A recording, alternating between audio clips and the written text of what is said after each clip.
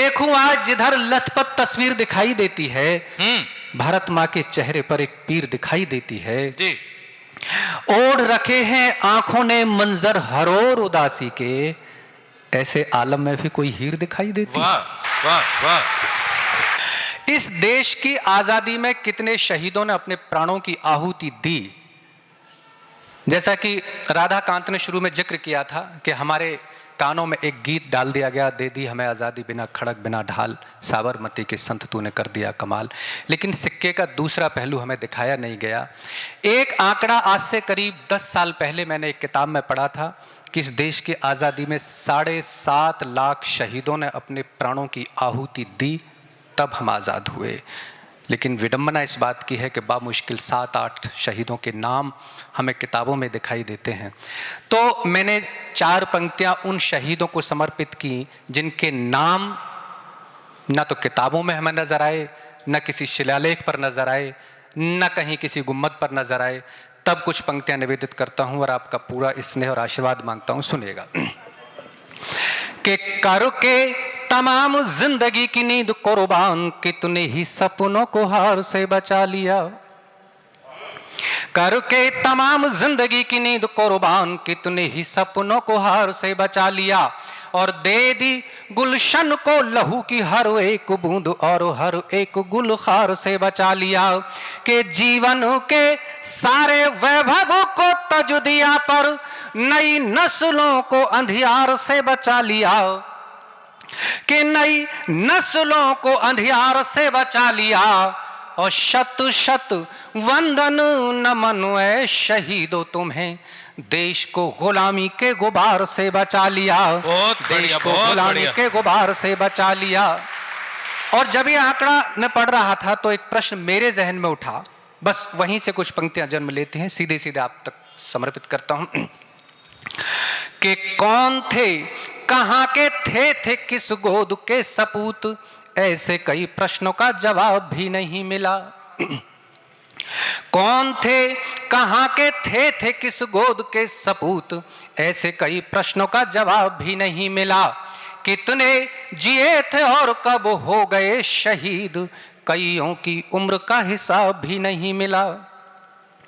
कि कोई शिलालेख किसी गुंबद पे नाम नहीं, कि कोई शिलालेख किसी गुंबद पे नाम नहीं, और कोई वर्क़े किताब भी नहीं मिला। कि आओ एक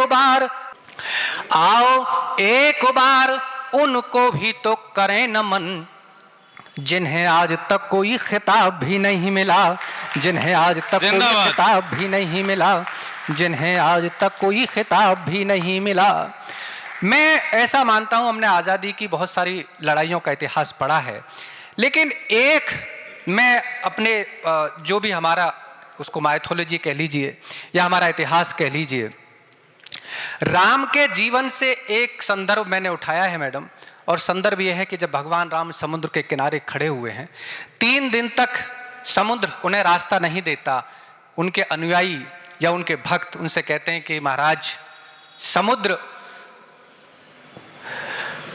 रावण इस समुद्र से हजारों गुना बलशाली है। अगर समुद्र आपकी बात का जवाब नहीं दे सकता तो आप रावण से लड़ेंगे कैसे। तो भगवान राम जो समुद्र के किनारे खड़े होकर जो जवाब देते हैं, बस वो मेरे छंद की भूमिका है। बात नई नहीं है, नए फ्लेवर में है, नए तेवर में है। भाषा व व्यवहार की तमाम मर्यादाएं में तोड़ तो दूं अपना अतीत नहीं मानता। कि भाषा व व्यवहार की तमाम मर्यादाएं मैं तोड़ तो दूं अपना अतीत नहीं मानता। और हार की विसात पे भविष्य में बहाना कोई, वक्त जो भी हो गया व्यतीत नहीं मानता। कि एक भी विरोधी जो विरोध में खड़ा रहे तो, कि एक भी विरोधी जो विरोध में खड़ा रहे तो, इतिहास जीत को भी जीत नहीं मानता। और अगली पंक्ति पर हाथ खोलिएगा कि इतिहास जीत को भी जीत नहीं मानता।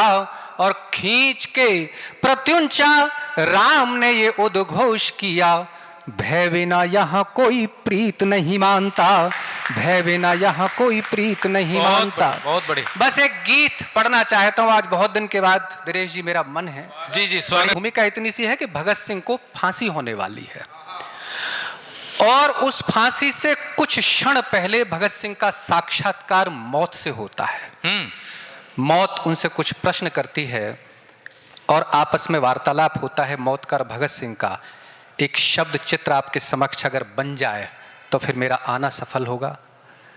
मैं सीधे सीधे पंक्तियां निवेदित करता हूं। जी, स्वागत है। अब जब सारे बंधन कटने वाले थे, दाग गुलामी के सब हटने वाले थे, होठों पर आजादी का पैमाना था और इसी क्षण मौत तुझे भी आना था और इसी क्षण मौत तुझे भी आना था। मौत भगत सिंह से पहला प्रश्न करती है कि भरी जवानी में तू घर से निकल आया, क्या किसी ने तुझे रोका नहीं? भगत सिंह जवाब देते हैं कि सारे रिश्तों की कसमें दिलाई ममता ने, बंद कर दिए गए दर में रुका नहीं।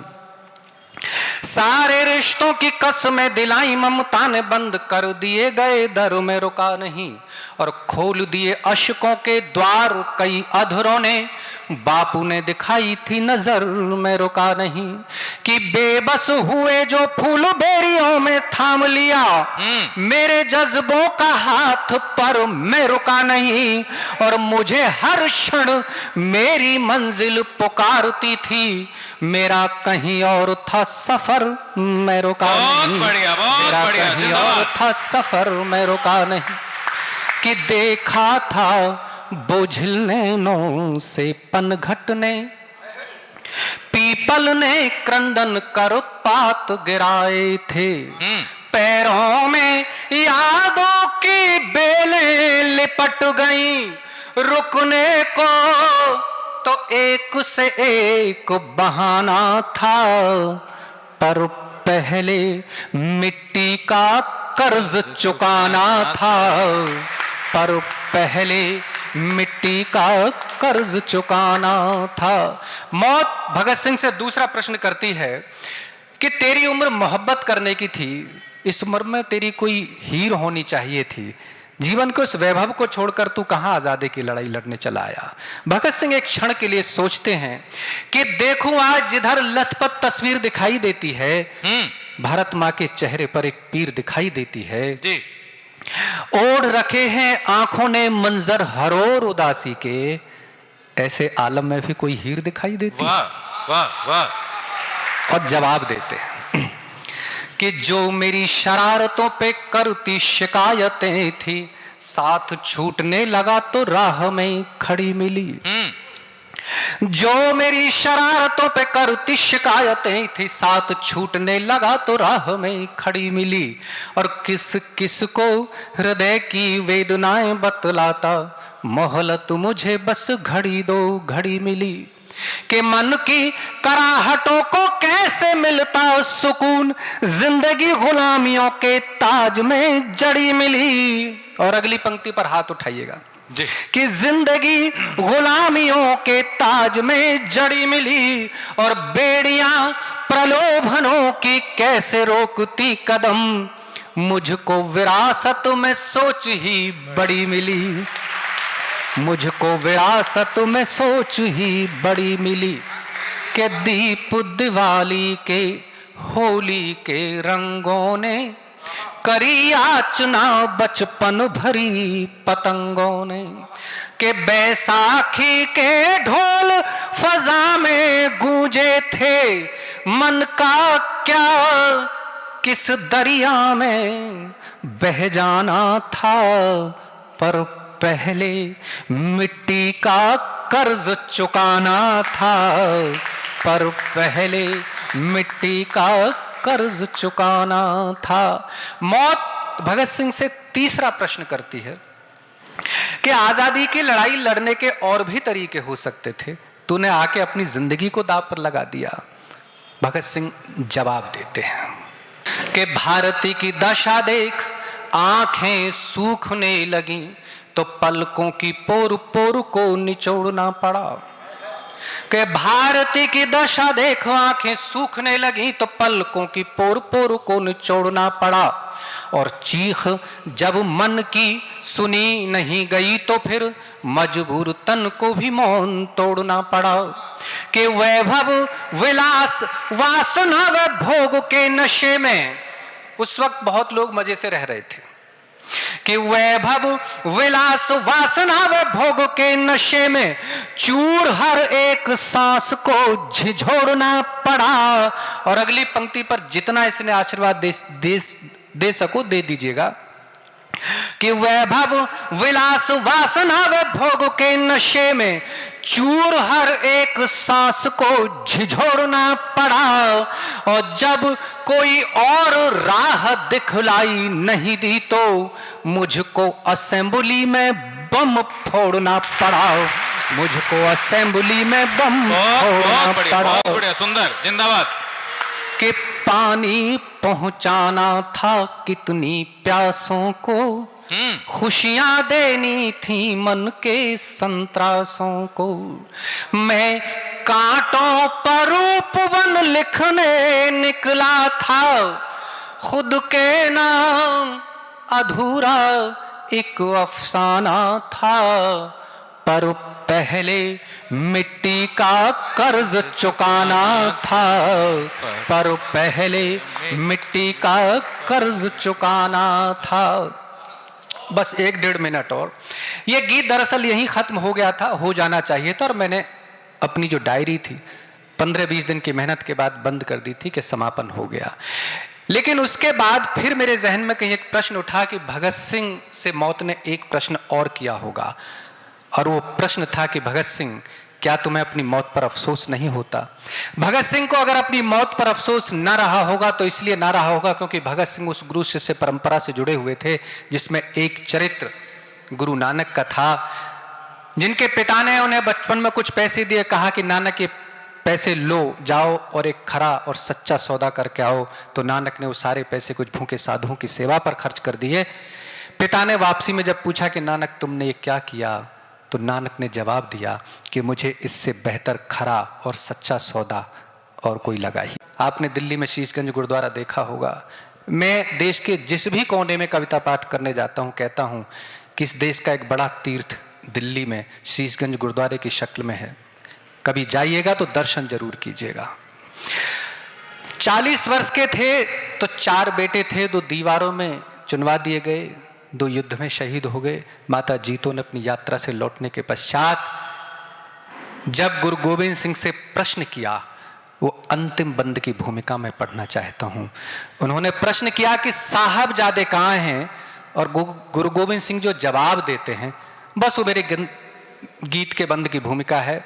गुरु गोविंद सिंह अपनी संगत की ओर इशारा करते हैं, जवाब देते हैं कि इन पुत्रन के वास्ते वार दिए सुत 4 मरे तो क्या हुआ, जीवित कई हजार। बहुत बढ़िया, बहुत बढ़िया।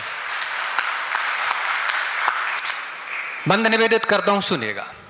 हर एक बोझ नाज से उठाए फिरते हैं, मौत का प्रश्न ध्यान में रखिएगा और बंद सुनिएगा।